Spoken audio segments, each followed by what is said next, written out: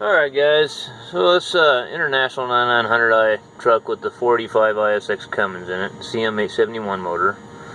So you can see the odometer has 411,492 miles on it. So it's been about 100,000 since I had to in-frame the engine and rebuild it at 325,000 miles on it. Which for a truck engine, that's pathetic. You shouldn't have to touch a truck engine. For the old days, you didn't touch like an E-model Cat or even the big cam 400s. If you treated a big cam 400 right, you didn't touch it for 800,000 or 1,000,000 miles. That's, I mean, major work. I mean, of course, you're going to change water pumps and, you know, air governors and belts, and you're going to have to run your overhead. You might lose a cam. You didn't really lose cams that much on the old trucks. I mean, you really didn't have to do major work usually till in frames and rebuilds, so 800,000 or 1,000,000 miles. Well, this thing here had 325,000 on it, and we had to rebuild the engine. The problem with this engine is they're putting such a high percentage of exhaust gas right back to the intake with their EGR system that they are, you know, big old chunks of carbon go through the engine. It builds up and stacks up in the intake manifold, and then it goes back through the engine. And this one had a broke ring on number 5 piston, broke compression ring, and a lot of problems too. I think they get a lot of carbon packing in their rings and their piston too. See, and that's one of the benefits of the 10s and 11s when they went to the 10s and 11s. They went to the SCR, and just a little explanation of what an SCR does: selective catalyst reductant. This particular truck here does not have an SCR. All it has is a diesel oxidation catalyst and a diesel particulate filter. Okay, so the SCR, the function of the SCR is, you know, a lot of guys think it's got something to do with the regen. It does not really have anything to do with the regen at all. The purpose of the SCR is another. When you're pouring your in there, you're basically taking another, you know, that liquid is making another chemical reaction there to make it, basically it's lower than nitrous oxides. Just like your cooled EGR, the whole purpose of the SCR is to lower the nitrous oxides coming out of the pipe through a chemical reaction. That's why the urea is poured in there. So, before that though, the 10s and 11s have the SCR. The 08s, 09s, ISXs didn't. And the problem with the 08, 09 ISX is to lower their nitrous oxides, they had to put a lot higher percentage of exhaust gas back through the intake. So, which means you get a lot more shit going. You know, your motor's basically eating its own shit all day long. You know, so that's the biggest problem with these engines, is the EGR system. Being this truck has to go into California, and they're a bunch of Nazis, and they have carb checking trucks at scales and stuff. You can't get away with deleting them and getting rid of that crap. So you got to have it on there, or you're in big trouble. So long story short on this motor, let me see here. I'm trying to think of all the work that we've done to this thing before I actually get into what we're going to do here in a minute. So I rebuilt the engine and completely went through it. I mean, it's got a new cylinder head. The cam bearings in this thing, there was so much carbon and carbon dilution in the engine oil that it just ate the cam bearings at 325,000 miles. I took it into the machine shop, and the guy at the machine shop said, "What's this thing got, about 1,000,000 miles on it?" I said, "Try 325,000. And he said that the cam bearings looked like they had 1,000,000 miles on it. I mean, they were worn out. So we just ended up putting another cylinder head on it from Cummins, you know, and we put all new pistons, liners, everything, all new seals, everything in it. It was an in frame is what it was. It wasn't an outer frame. So we didn't do anything to the rear main seal or anything like that. But as you can see, the ECM's been changed on it already. That's been changed. The EGR cooler, I've changed the EGR cooler. I'm on this video is actually about the EGR cooler. We're on our second EGR cooler now. You know, and I changed the EGR cooler on it a little over a year ago, and this one's already out again. And then what else did we do? Oh, after we got done in-framing this engine, it lasted about about 20,000 miles. And on these are a dual overhead cam motor. You've got a valve cam and you've got an injector cam. Well, the son of a bitch lost the valve cam. One of the lobes went flat on the valve cam. So then we put a cam in it. I mean, this guy's probably got, just in the last few years of keeping this thing running, he's probably got 25 grand into expenses and just repairs. You know, I mean, they're just a piece of shit's what they are. I wouldn't advise anybody of having one of these things. And I've gotten to where I'm fairly good at diagnosing them now because I've been around them enough. It's kind of like a 6-liter Power Stroke on a Ford. This is kind of like the 6-liter Power Stroke of the truck world. It takes a full-time mechanic to follow it around and keep it running all the time. What's going on here is this thing lost an exhaust gas pressure sensor the other day and it derated on him. Well, it had a bunch of codes in there for exhaust gas. The first thing I thought was maybe the EGR valve was stuck open. So when I pulled this EGR mixer tube off right here, going to your valve, see, and that's another thing that's been changed already is the EGR valve. I wanted to check the valve to make sure it wasn't stuck open.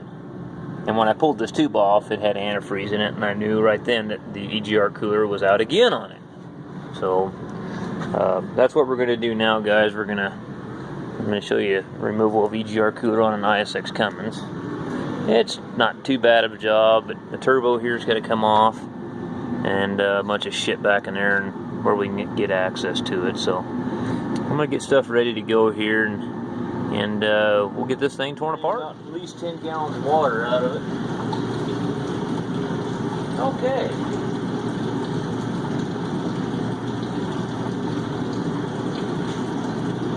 So, if you guys can see that or not,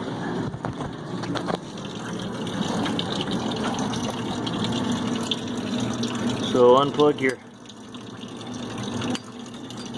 turbo inlet temperature sensor. I think that's what that is. Yeah, it's a temperature sensor. I'll have to cut these zip ties, unplug our actuator. You got your coolant supply going to your actuator right here, and then you got your return coming out. The water comes out and goes back in here and goes down into the block. So he's got banjo washers on them, so make sure you don't lose those banjo washers. So what we're going to do here is I'll unplug all this crap here. You have to cut these zip ties. You got a turbine speed sensor. This is your turbine speed sensor wire, this green wire. All this will go back up in here and plug in. And then we'll take our downpipe loose here. We won't take our downpipe clear off. And then basically we'll take our turbo. You got your turbo drain line here. And then your turbo pressure line's up on top. And then here's your doser valve for your... And that's another thing I've changed on this thing, is the doser valve. I've changed this. So you got to pull your doser valve lines off, and the electrical connection for it, unplug it, and so on and so forth. So, well, let me get my act together here, and I'll start pulling that stuff off. Alright. Put the old light on here. Oh. Okay, kind of a dark son of a gun in here.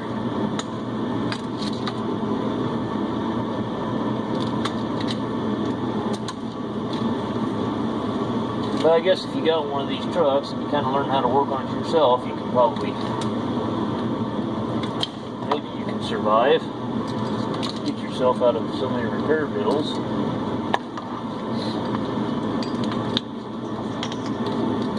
Okay, so we got our turbine sensor and our actuator unplugged. Alright.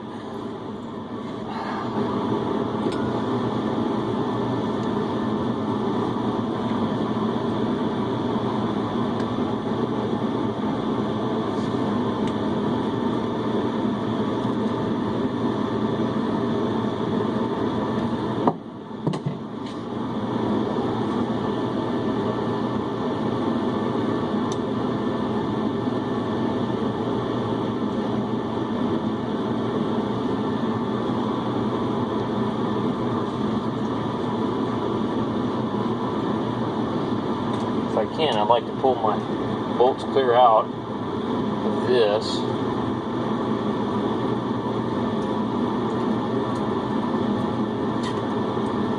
I can keep track of my banjo washers. There shouldn't be that much water left in this thing, because I got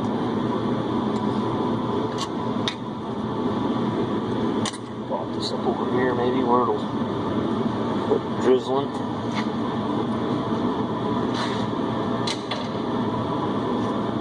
Okay, so what's next? And there actually supply line over here.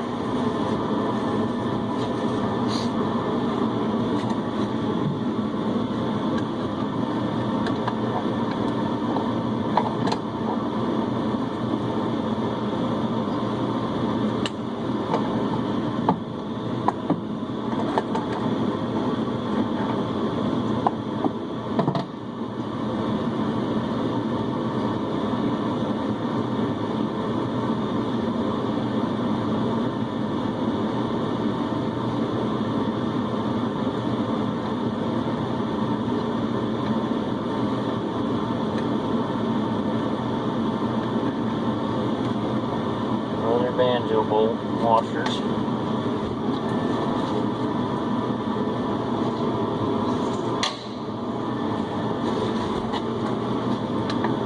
You got your pressure fitting for the oil side over here.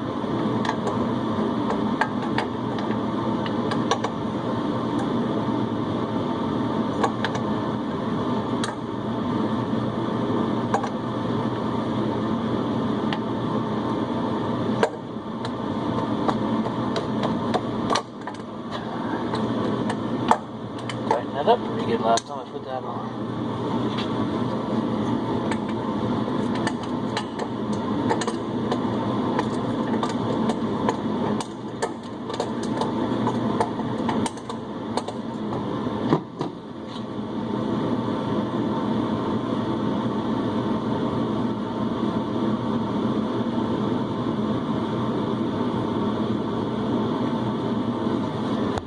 Okay.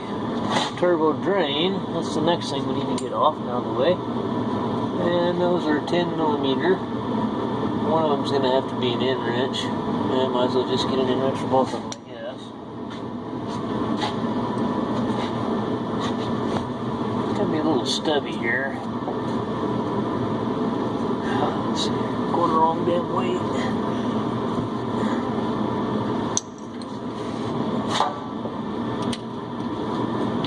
If I can get this gear wrench on there, probably not, probably enough. And gear wrenches are pretty nice when you can fit them in there. But if you can't, they just don't work.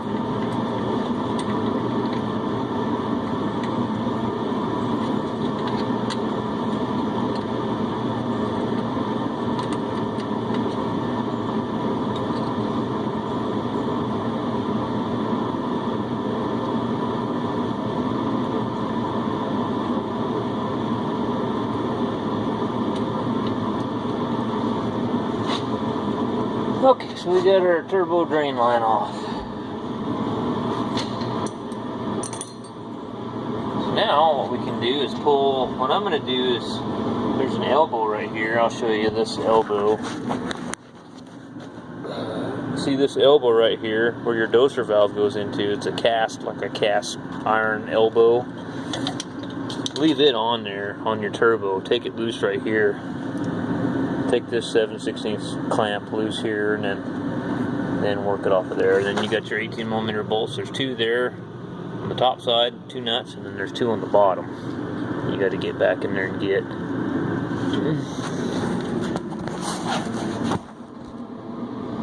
Let me get a 7/16 with my cordless impact.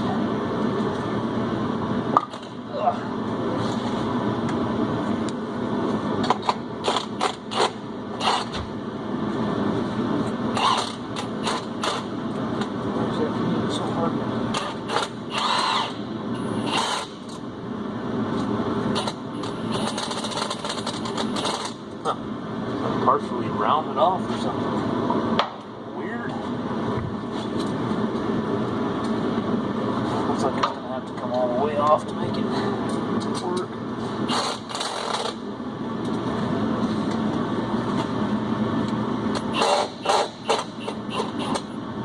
Have to do something something about that thing. Let me go back together with it. Gonna get a bar off this clamp. Loose on the back side.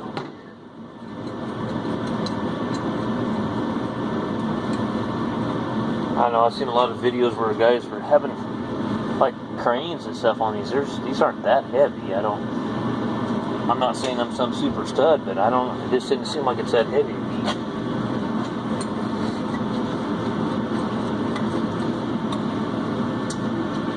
Oh, what's going on here? Must be hitting this drain line, no? Oh, I see. This one line I moved out of the way, it's hitting.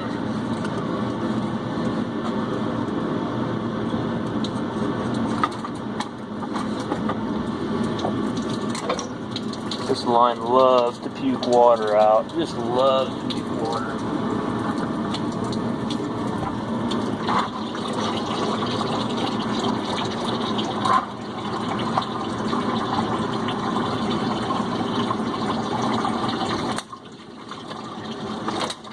Okay. The gasket is kind of wanting to hang up on there.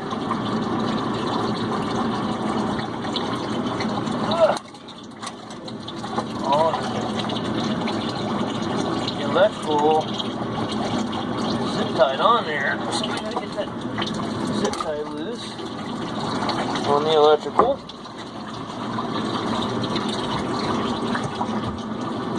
And that line always pukes water. Got 10 gallons of water drained out of the damn thing. I think it would be enough.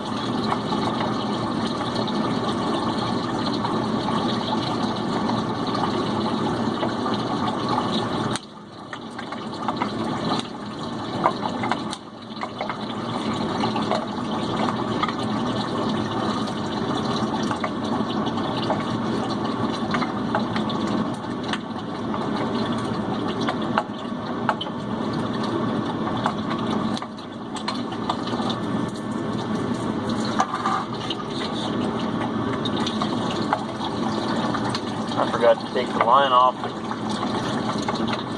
The actual fuel line going to the doser valve, I forgot about it.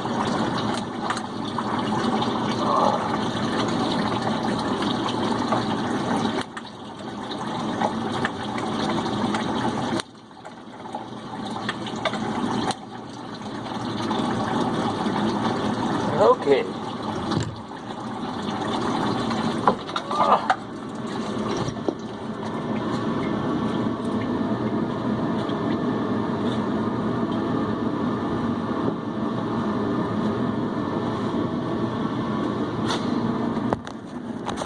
Okay, so we got our wonderful turbo off out of the way. Okay, so now that we've got our turbo out of the way, you got a line here to pull off.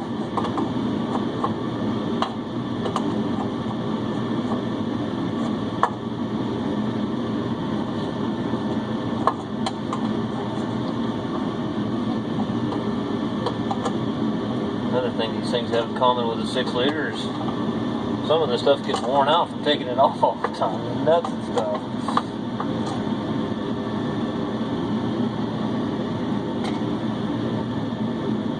I'm gonna have to get an inner wrench, I guess. I'll see if it'll flex up once I get it off.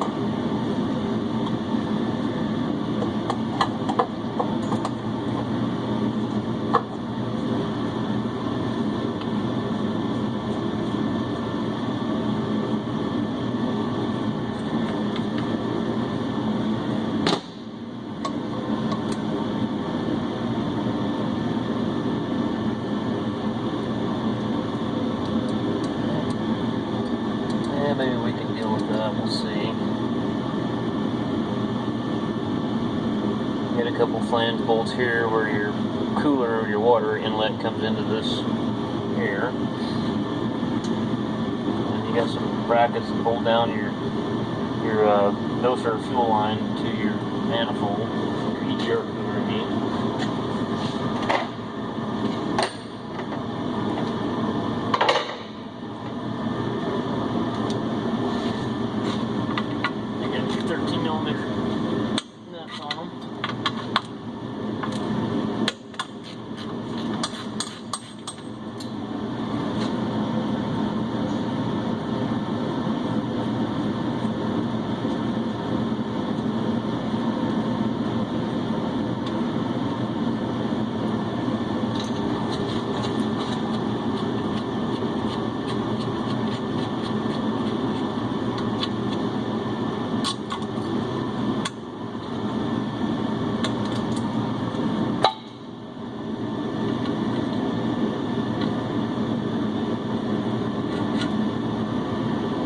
I don't know.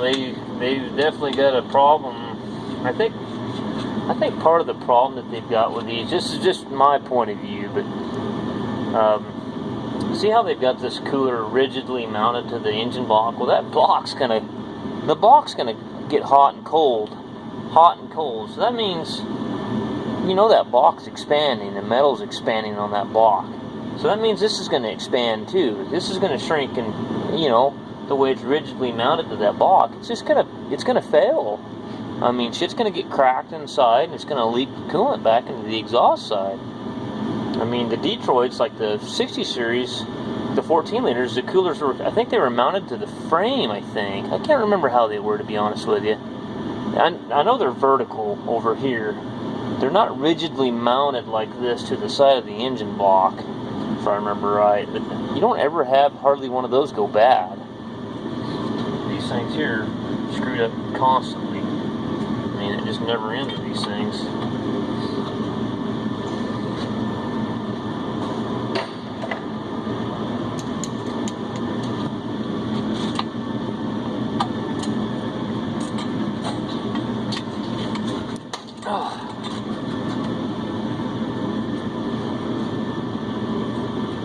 It's just got one hold down bolt on it, and that's one flange, that's all it's got.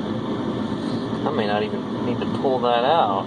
Come to think of it, I think this nipple just slides into this tube. I guess we'll take it off soon.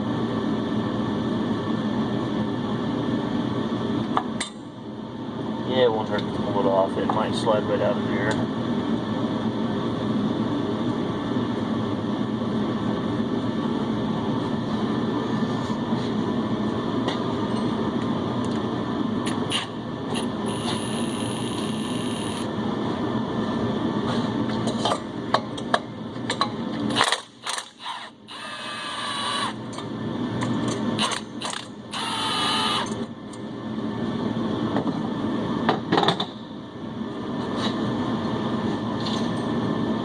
Okay, what did I do with my bar? Pop this clamp loose here.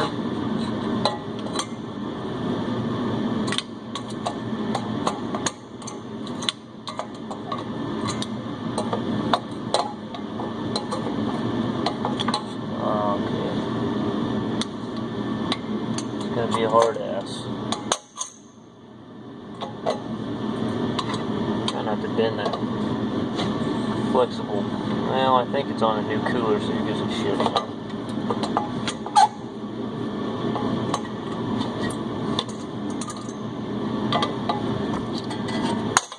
it is. The clamp was on there pretty good, wasn't it? Okay, it's loose.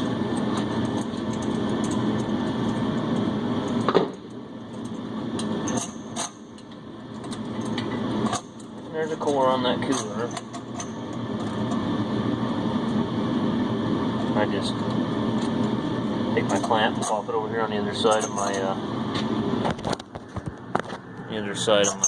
cooler there. There's a gasket in between these, a metal gasket. Let's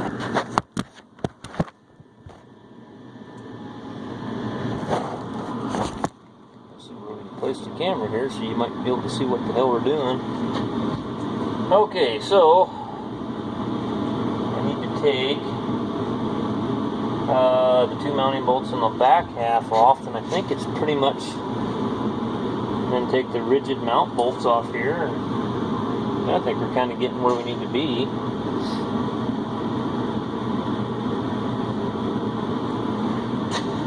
Okay, 10mm, when the exhaust comes out back here.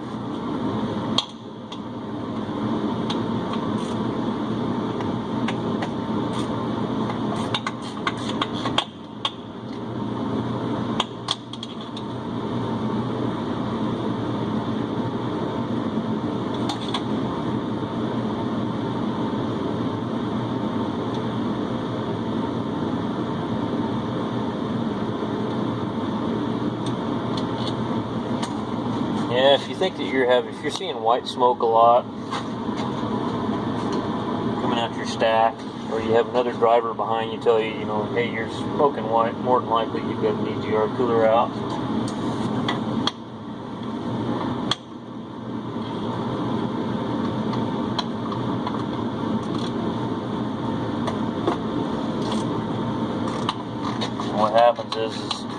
notice it until the EGR valve opens, you know. The EGR valve doesn't stay open all the time. The ECM opens the EGR valve, you know, based off this exhaust gas pressure sensor up here, what it's reading. And when that EGR valve opens up and it's flooded with water, it's just going to shove it right back through the intake and start burning it.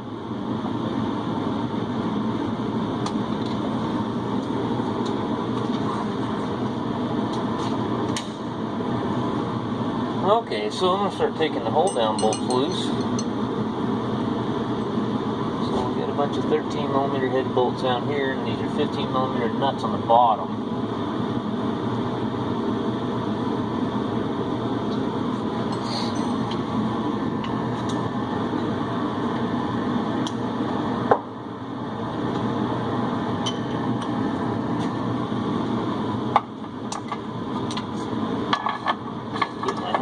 On those, and I'll use the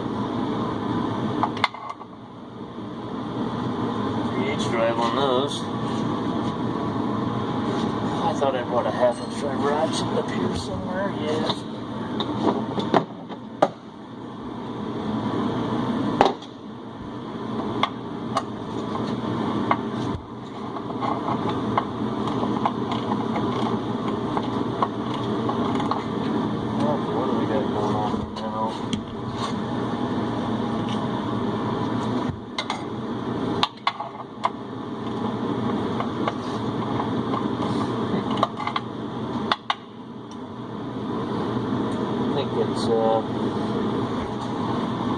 The angle of that, the way it goes down into my socket will go on it.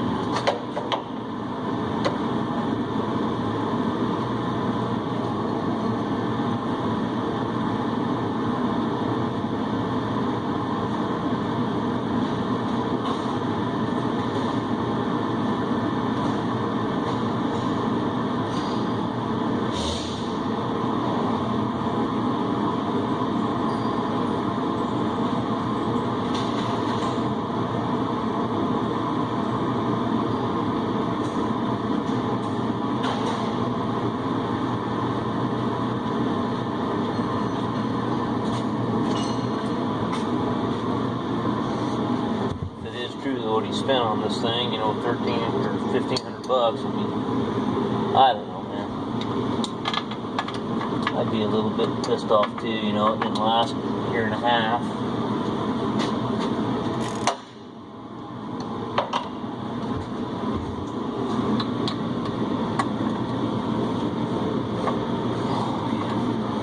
I think when I put that on there, I got it pretty tight.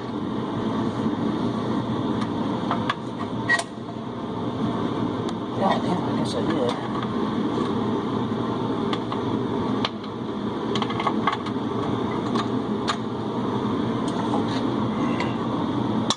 Holy shit, I tightened that up.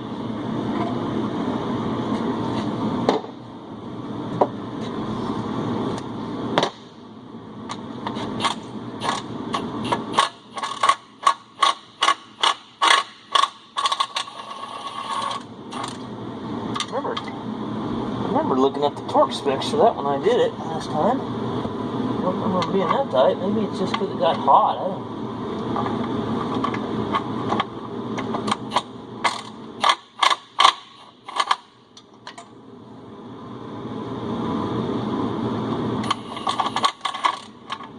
Oh, that's something. Pretty tight.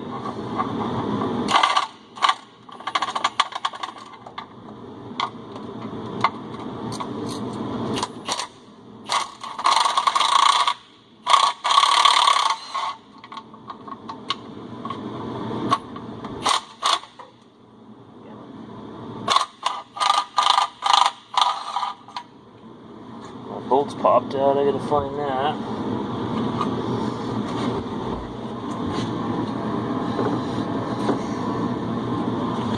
There it is. This thing's got a little hold down plate that all these bolts go through.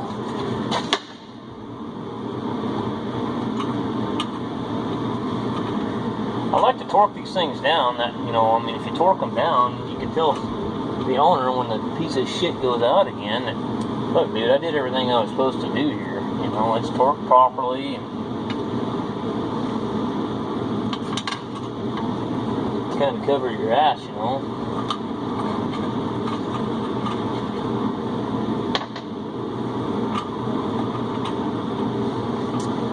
And a stud. Let's put that one later. Stud's right in the way.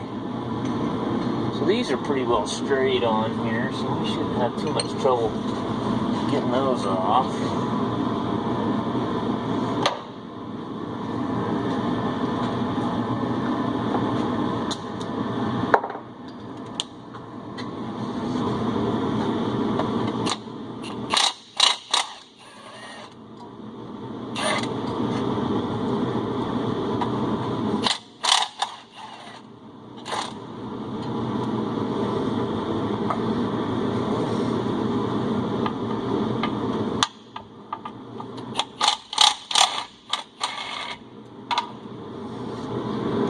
One more, we'll get it with a ratchet.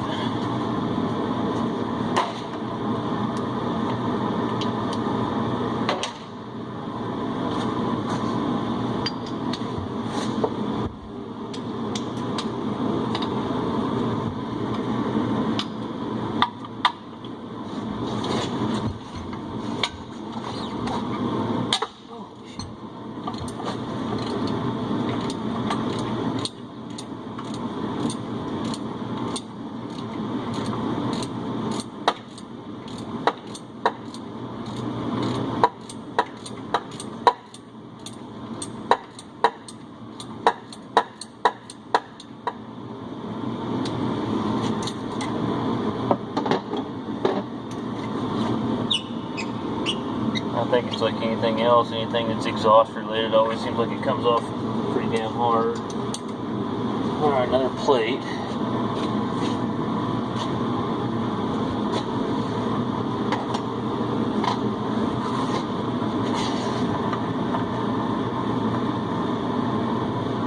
One more bolt up here on top.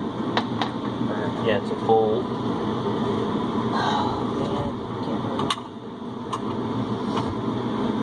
On it very well.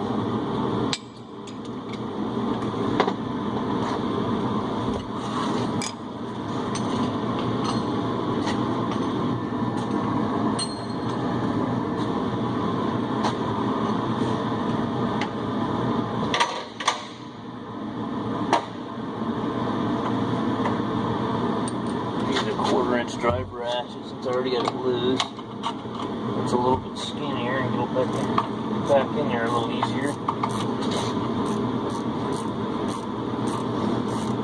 Really, these aren't too bad to change. Turbo getting that heavy son of a gun. I mean, they're heavy, but they're not that heavy.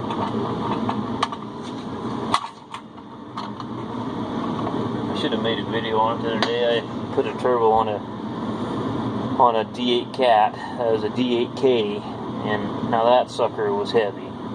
That thing was about twice as big as that turbo, and there was no way that I was going to do that one by hand. I bet that thing weighed 150 pounds. It was huge. Okay, so I think we got to pop this elbow off down here. I think if I remember right, there's a 2-bolt flange on the bottom down here, and pop this flange off is what I did. And then I can move this back away from this. So that's my next step. Alright, so we get that flange loose here on the underside. Oh, it's kind of stuck right here.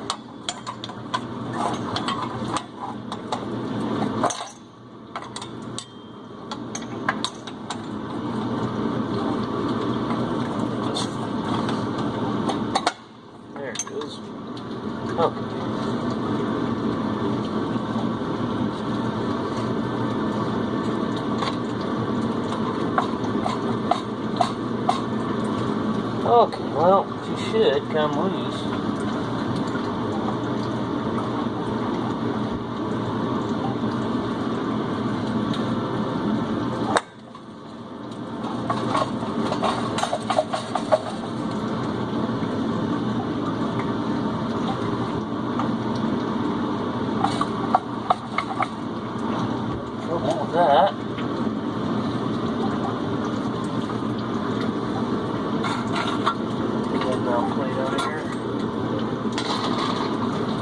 think it's just stuck here, I think.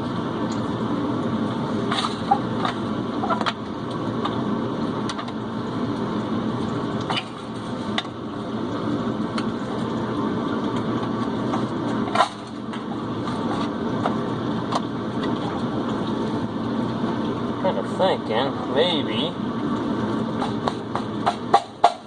we ought to just pop it out here.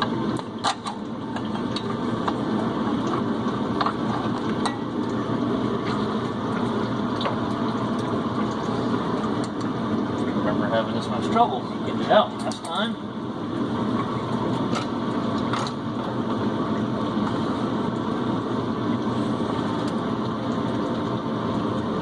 Gasket back here too on your 2-bolt flange. Gaskets everywhere.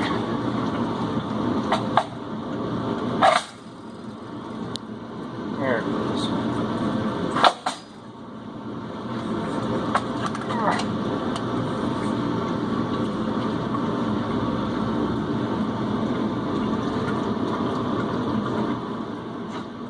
Let's try this again.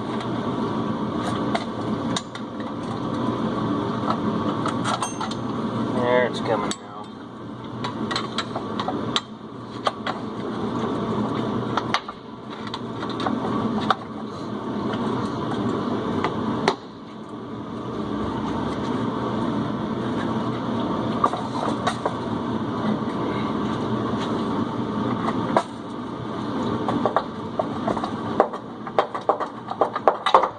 Finally got the elbow to come off there. Son of a gun.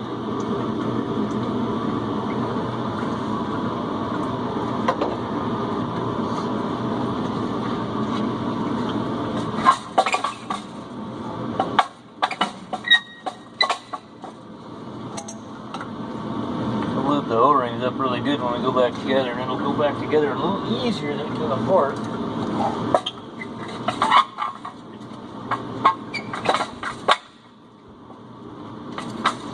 O-rings are dry and they're just not wanting to come apart off this one nipple right here. Just kind of fighting me the entire way.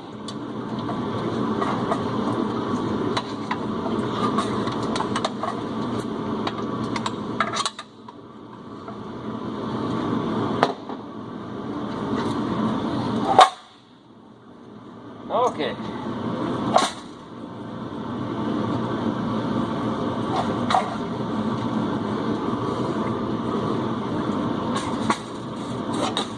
Twist it, pull it out of there.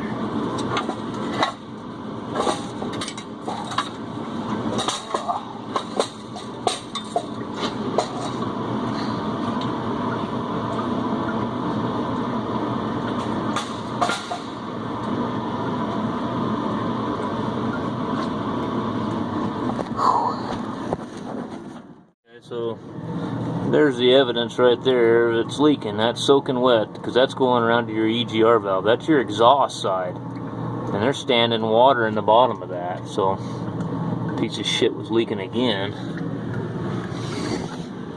Let's look in the flange of this cooler here.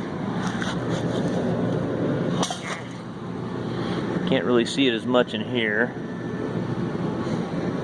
but if it's wet inside that neck that goes around behind the block, it's definitely leaking. And usually they won't be wet. Usually they won't be wet over here, but on this side of it, on the inlet side, usually be on the outlet side.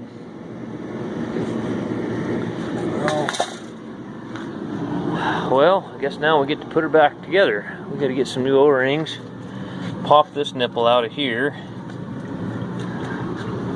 and can't remember if there's a gasket where that bolts on or not. Yeah, there's a gasket here we need to change. This gasket here we need to change. There's 2 O-rings here. Change both of those. And then we got our turbo drain line gasket, and we got a gasket for a turbo, and that should be pretty well it. Alright guys, well we'll see you back here in a little bit when we start putting the kit. It's pretty nice. It's got the turbo mounting nuts, Get some sealing washers in there for your banjo bolts. Got your exhaust. That goes on your the forward end of your exhaust, your EGR cooler. Turbo mounting 4-bolt flange gasket. Oil drain gasket. Some more sealing washers. Quite a few of those. And then a couple gaskets for the back end of the turbo. And there's that gasket on that 2-bolt flange I was showing you earlier, right there. Some O-rings and some those little those go down inside those tubes. And some more sealing washers. Some of that stuff I've done in the past and I don't even remember taking it off, but didn't use them anyway. But now I'm not quite sure what we're doing here. I don't remember seeing anything like that at all. I'm not sure what that's all about, but here's our O-rings for those big O-rings, and there's some flat face O-ring fittings on here too and stuff like that. So we should have pretty much everything we need to put this thing back together. So there's a O-ring here that comes in your installation kit, an O-ring here. Slide this tube in.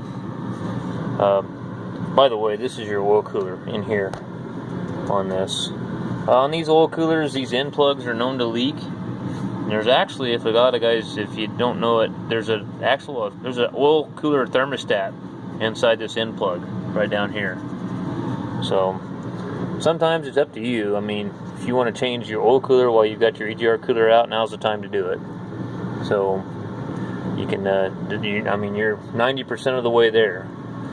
I mean, basically all you got to do now is take the hold down bolts loose, take this tube off the water pump, another hold down bolt over here, pop that out of there, and then you can pull your oil cooler off and change it. So, but this guy, I told him that and he didn't want to do it. So anyway, so we got those. Take you some assembly lube or some number 2 grease and lube your O-rings up real good. So they'll slide in there a lot easier and they come apart. Right here on this fitting there's a flat faced O-ring that comes in your kit too, so change that. And this 2-bolt flange gasket, I put that on after I get my cooler situated in here and kind of have to fish it in back there from behind, line the bolt holes up. But this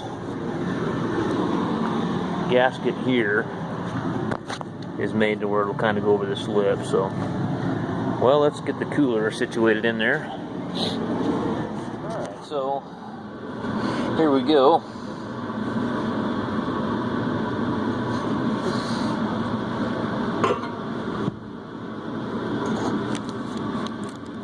Really easy and try not to bang it around too much. You don't want a premature failure on the one you just bought.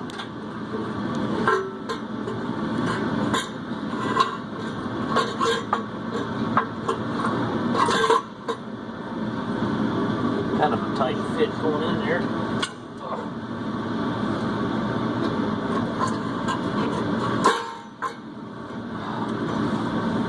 I'm trying to be easy with it. It ain't being very easy on me.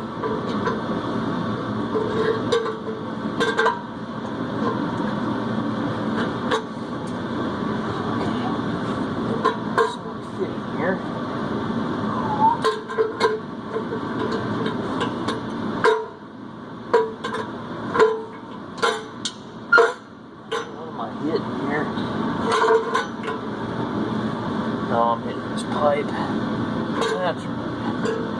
Maybe I should have stuck that here first.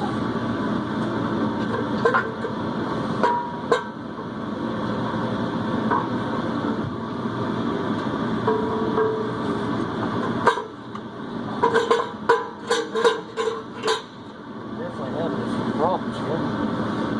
I haven't done one of these in about, I don't know, probably 6 months, and I forgot how I did it.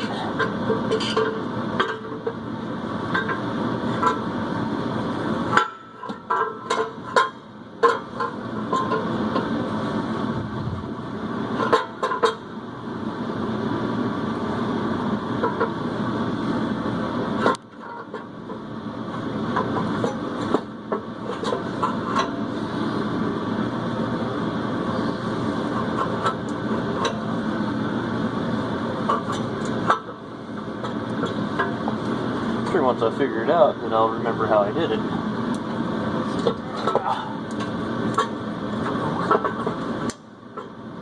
There's the gasket off into the cooler.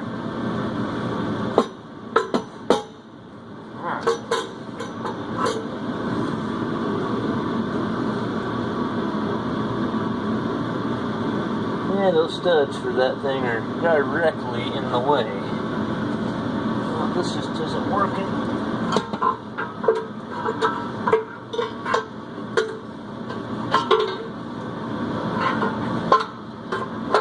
That's how I did it, like that. Gotta kind of tip it like this.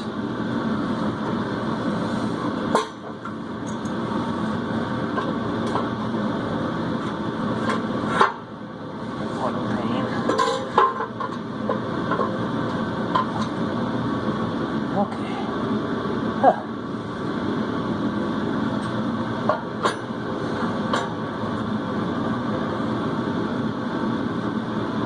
Thinking maybe I should have put this tube in here first. I should have done.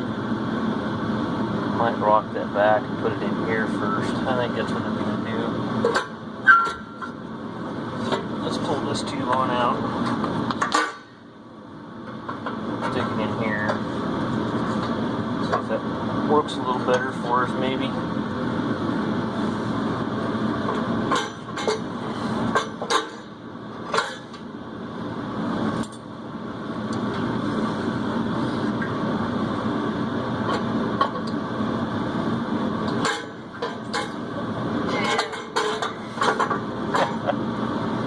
That exhaust. I'm going to pull this one exhaust manifold bolt.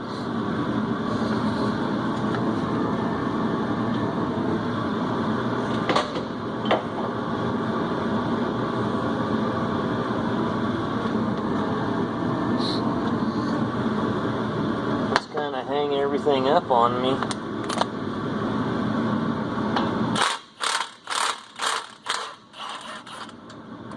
Brake. Okay.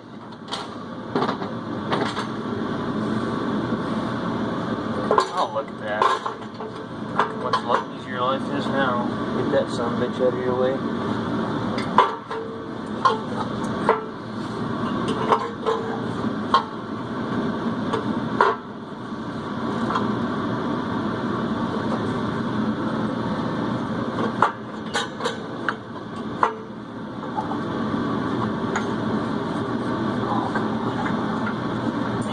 Fighting. I don't remember having this much trouble last time at all. Get it tipped up. Get this nipple started in here. Get going in with it. I know what I'm going to do. I'm going to take this hold down bolt loose for this pipe and flex it up a little bit because there should be an O-ring down there too. Maybe it'll give me a little more room here to deal with things. I'd probably remember all this stuff if I did this every day. Work on so many different things that I don't remember what I did 6 months ago.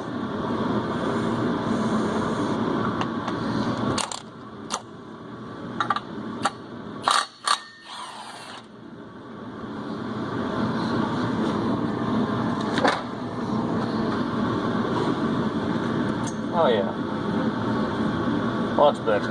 Okay, now we might be able to get that started in there. Okay, now we got that started in there. Okay. Like I said, sometimes you just can't remember what I did last time. That's probably what I did last time too. Alright, well we got that in there. It's a good deal.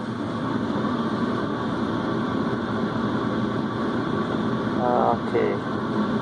I just noticed a problem. I've got this tube in backwards. Yeah, I got the tube in backwards. We gotta pop that back out.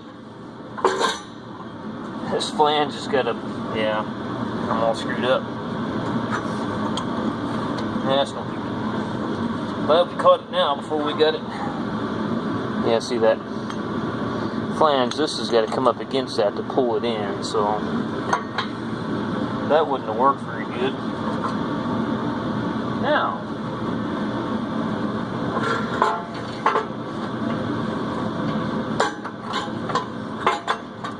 that's a lot better. A lot better.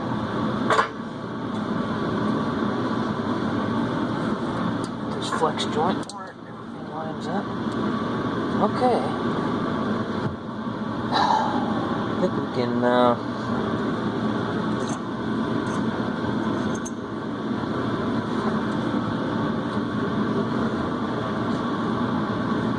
pop this over just a little bit, maybe.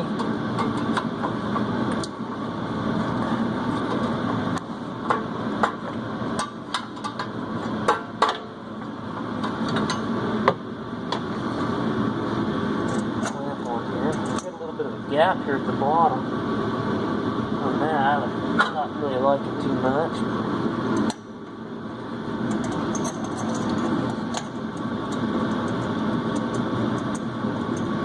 A pair of pliers maybe squeeze it together.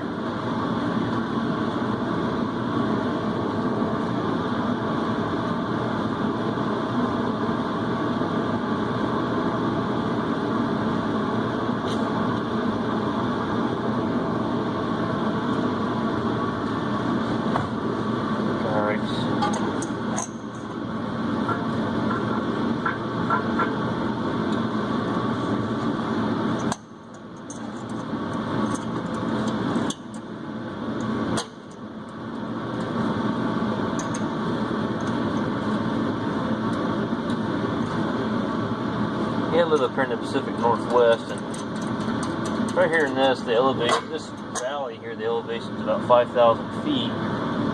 There really is no seasons. You have winter and then you have summer.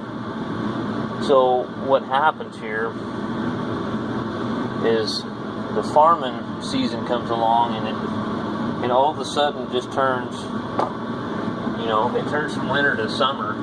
There's not really a spring, and then all hell breaks loose and everybody starts going because it's a short growing season here, and these guys just don't have time. I mean, things have got to go because you don't have the time to wait around for stuff because the season's so short.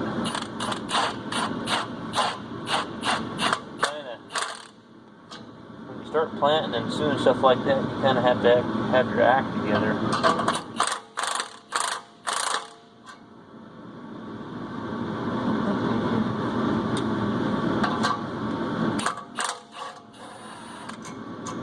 Double check this.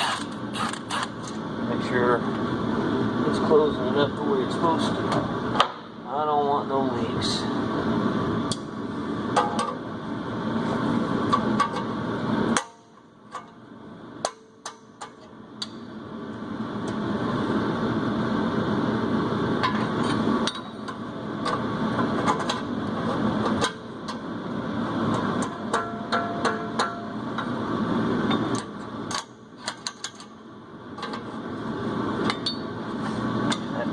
Always in the way.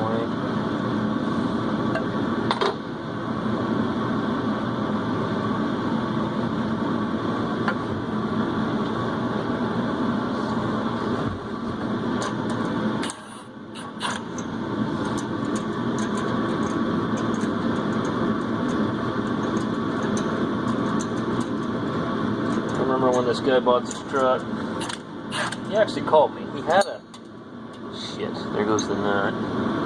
He had a Western Star with a C12 cat motor. And that C12's no powerhouse by any means, but you know what? You hardly ever had to touch it.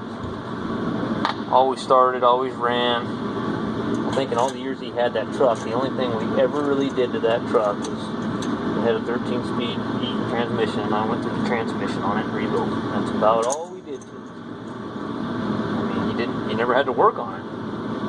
On the engine, run the overhead every now and then. I think I put a rear main seal in it when I had the transmission apart in it. That's just pretty much routine stuff, though. And he called me when he bought this, or he found this at a dealership in international dealership in Reno, and he told me what motor it had, and I said, stay the hell away from that thing. Oh, it's a good price. You know, it's another one of those good deals. Yeah, that was a real good deal you got. So, we're having some troubles here on this thing. I might have to pop it back off, this expansion joint. It's not, it needs to come out a little further to where it closes the gap up here on this flange. It ain't doing it.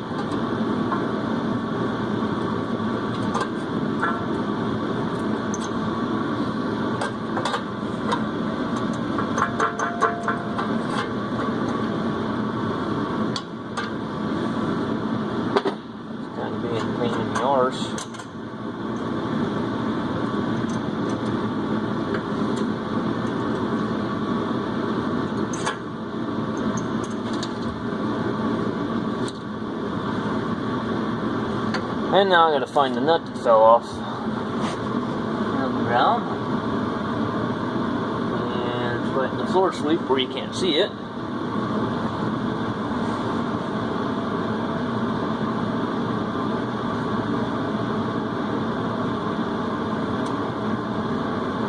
I got lucky, landed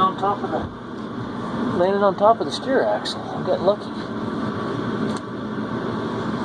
Okay.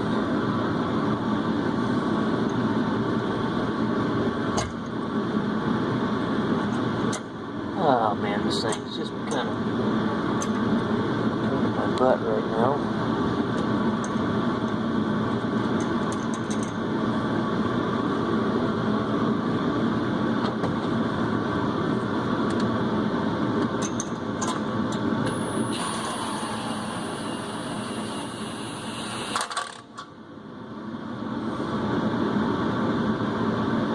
Get a hammer or something, tap on that clamp. It just doesn't seem like that clamp's going together. I don't like that. It's just not going together right.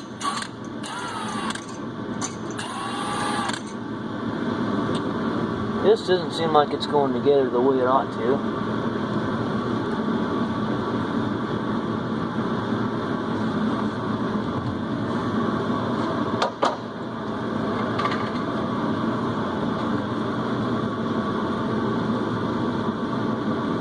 Maybe it is. Get a hammer and tap that.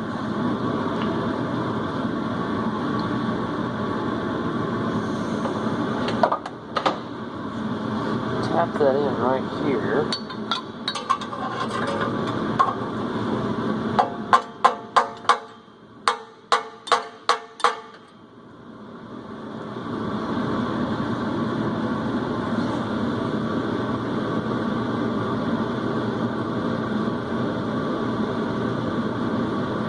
Well, I guess maybe we got it. Let's go ahead and center on that and see what happens here.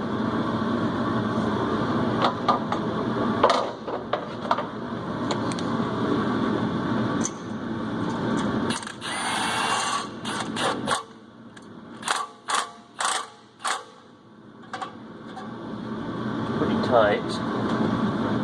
Be careful with those clamps. It doesn't take much to strip one of those out. Okay, so now we got our plates here.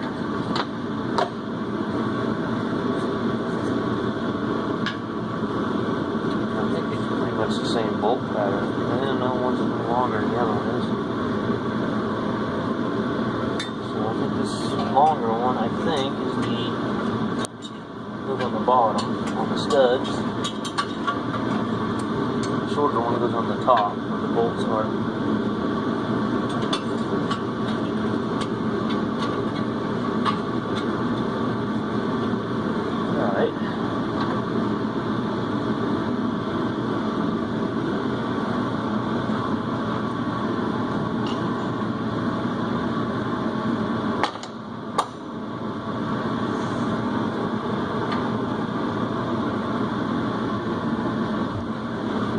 Now I gotta find out what I did with the 13mm socket that I put all the stuff together with.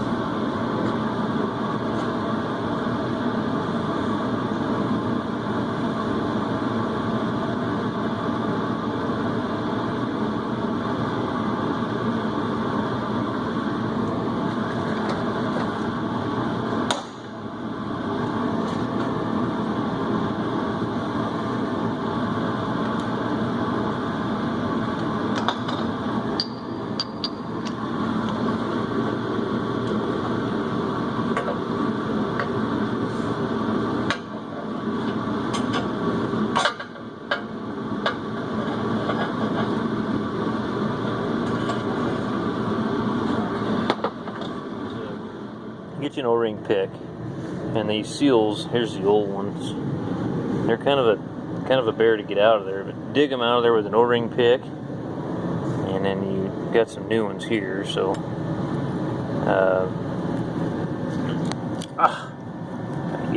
hold on a second, motherfucker, you fucking asshole.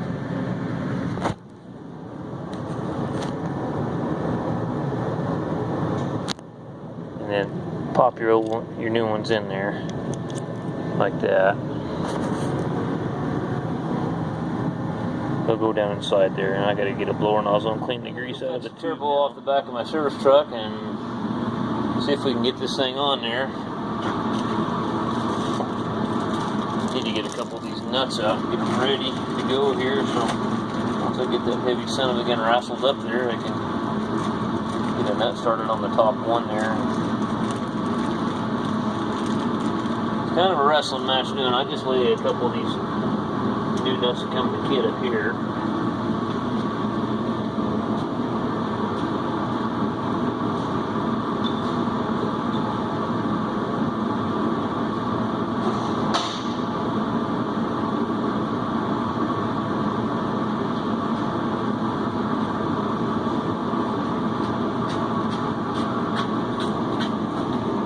I got this thing backwards.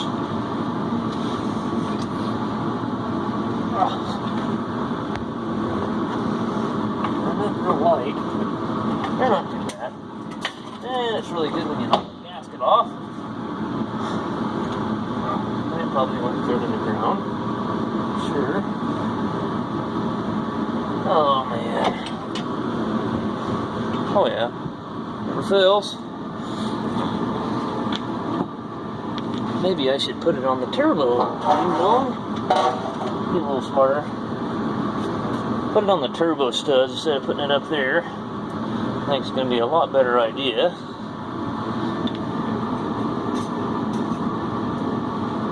Okay, let's try this again.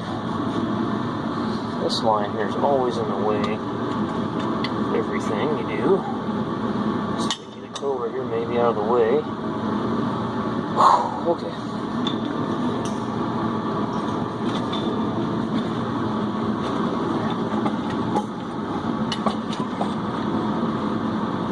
Yeah, that line there's big. Gotta be about the biggest pain in the ass.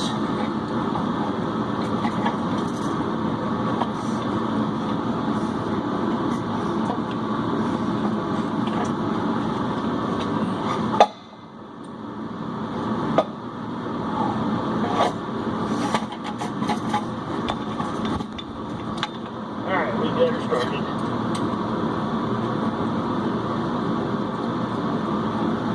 Okay, not too bad.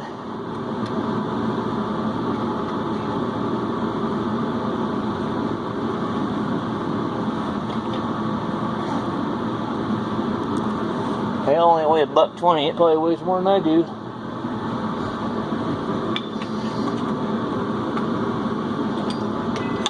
Get this problem child out of the way.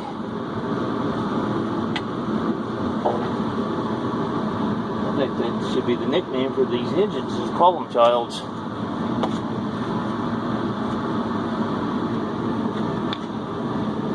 Actually, I think they're worse than a 6-liter. I mean, a 6.0, I don't know, I've got 2 of them, and I got 2 06s, and I don't have that many problems with them, but the 03s and the 04s are quite headaches.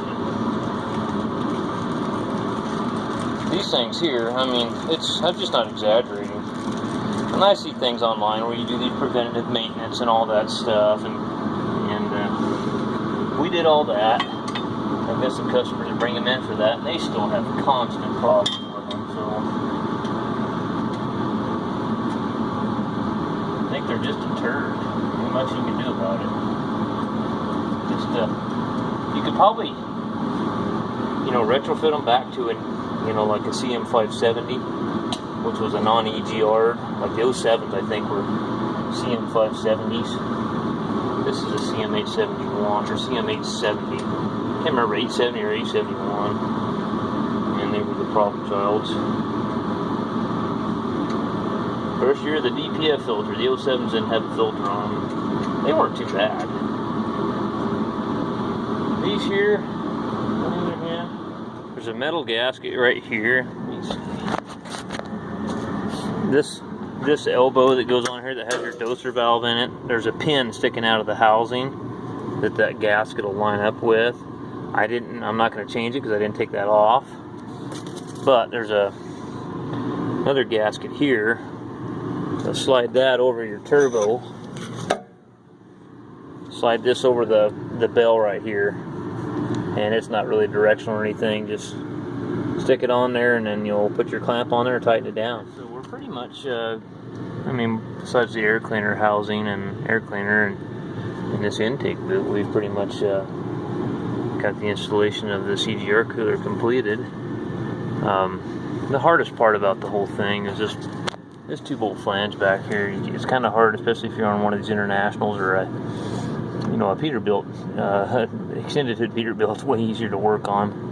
But on international or a Freightliner or something where it's kind of tough to get back in here and you're by yourself, it's pretty tough getting the gasket in between the flanges there. And if this back pipe that goes around the back of the block to your EGR valve gets kind of sprung to where it seems like it's this one here was kind of sprung towards the back, and I had a heck of a time getting it lined up, and getting my arms in there. Both arms I had to kind of squish myself in there. Luckily I'm a small guy, but that's kind of a bear by yourself. But other than that, it's not too bad. So the next step is we could put the air cleaner housing on it and put the charge air cooler hose on and all that stuff, and then pour antifreeze in it and fire it up. And then what I like to do on these is do a forced regen, because with the DPF filter, it's not good to be putting antifreeze back through that filter. I mean, it has a potential of plugging that filter up, so it's a really good idea to do a forced regen and see where you're at on that, and see if you're going to have any further issues. See if you got a filter that might be starting to get restricted and might need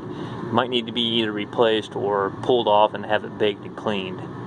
So let's carry on and we'll do that. 10 gallons of antifreeze. Probably needs a couple more. I lost a little bit on the ground here, but we'll have to go fire it up and we'll start it. See if we got any coolant leaks anywhere, exhaust leaks, etc. And then I'll get the laptop started up and booted up, and we'll do a forced regen and we'll see what happens. Let's go over here and get it fired up right now.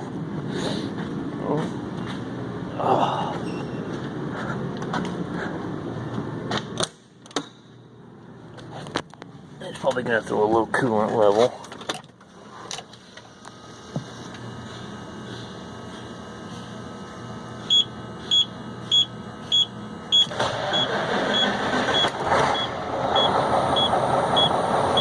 Probably got a little bit of antifreeze on the belt when I spilled some and it's making the belt squeal. Yeah, I can see that serpentine belt's a little bit wet. That'll be alright, it'll dry up.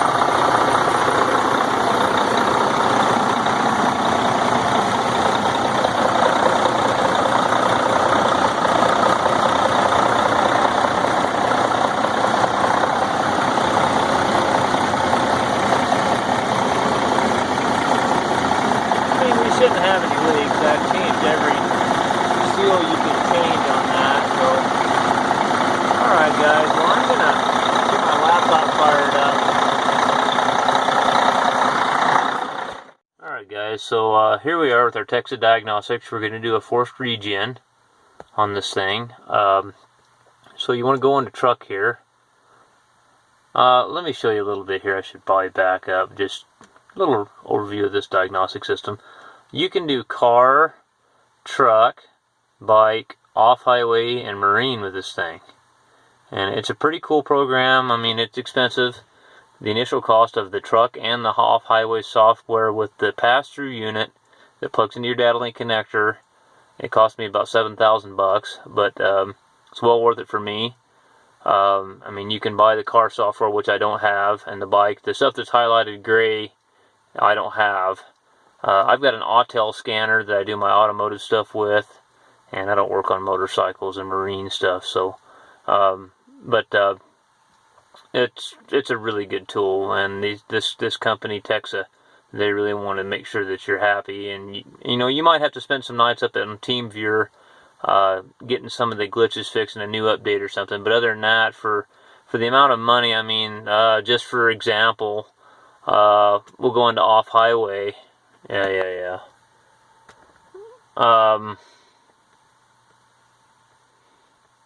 Go to agricultural vehicles.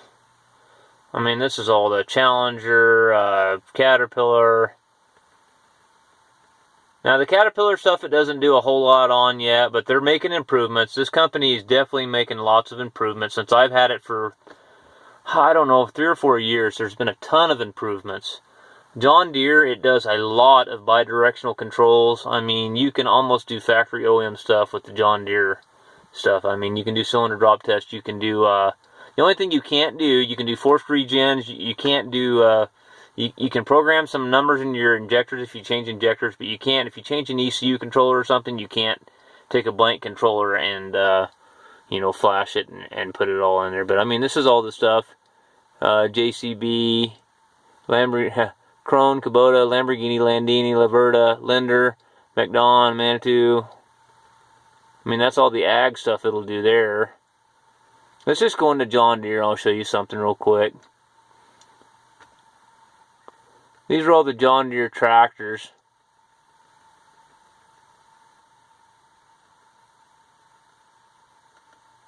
So that's pretty cool. So go back further even.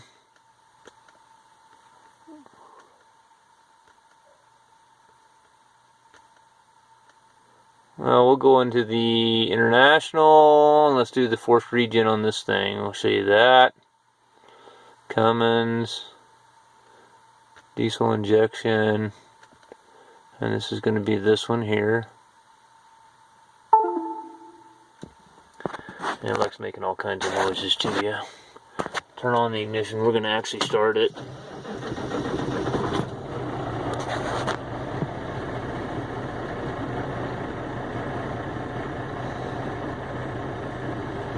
These Cummins, they like their countdowns, count ups, or whatever you want to call it, but they're constantly doing countdowns on these things.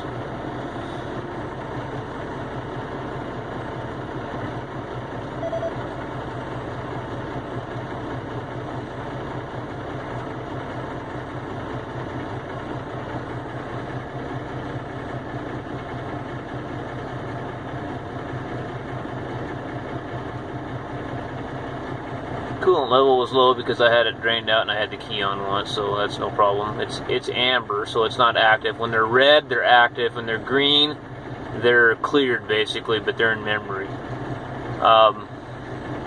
Let's go over here to our settings.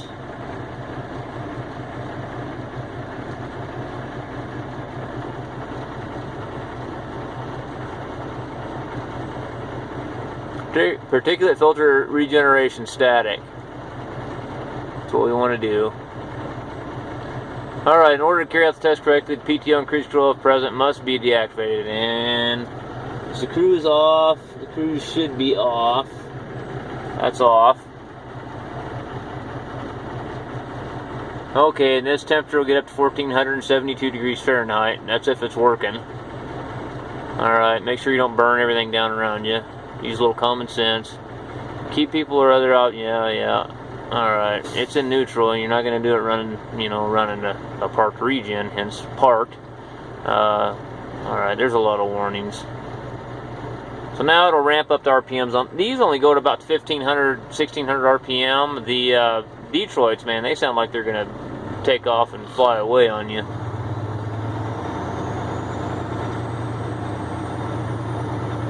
So we'll let this thing warm up. We'll be back in a minute. We'll make sure it's coming up to temp. You want to see your temperatures.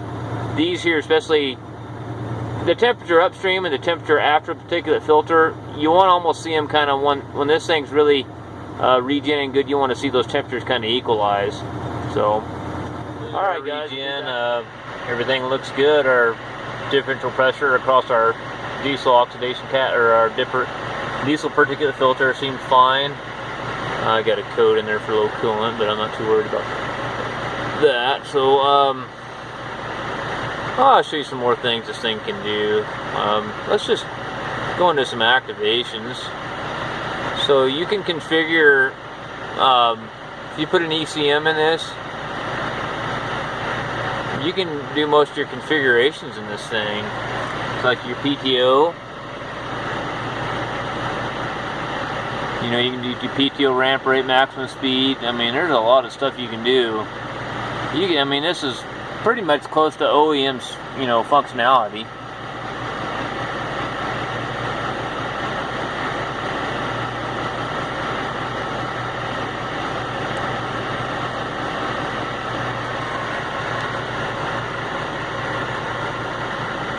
This tells you right here where it's actually set up at.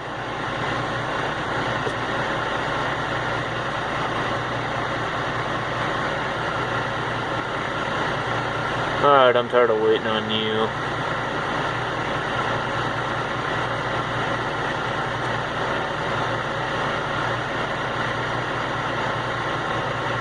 But I mean, these are all the controllers. You're going to have the ABS, air conditioning if it's tied into a controller, transmission if you got like an automatic with an Allison in it, or an Eaton auto shift or something like that. There's a lot of stuff you can do with this thing. Let's go over here right quick. I'll show you the different things and the different. So there's all the, you know, Freightliner, International, Kenworth, Peterbilt, Mack Kenworth, Irizar.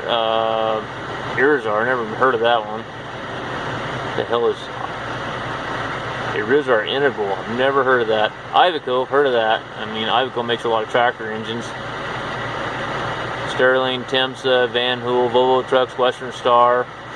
And then you can go over here into American medium duty. This thing will do a Dodge pickup too, like a 24 valve or whatever you want. So that's pretty cool. I can do force regens on Dodges with this. And the Fords. I can't do anything with GM on those. I do the GM with my Autel, and that works pretty good for it. But even trailer, you can do, you know, you can diagnose carriers, Thermo King. I mean, for the $7,000, man, this thing does a lot of stuff. Powertrain, say if you got like a generator engine, you know, these are all the different, you know, stationary engines, stuff like that you can do. Packard, there's a real piece of shit. That's worse than this ISX. Brake and suspension systems. I think Allison's in here. Yeah, Allison's in there. ZF. So, and on the ag side of things, you can go in to construction vehicles, and these are all the different construction vehicles you can do. If you can read any of that, I'm trying to focus on the wrong thing here, but so I mean, this thing's a pretty cool tool. So alright guys, that's enough for this video, so thanks for watching.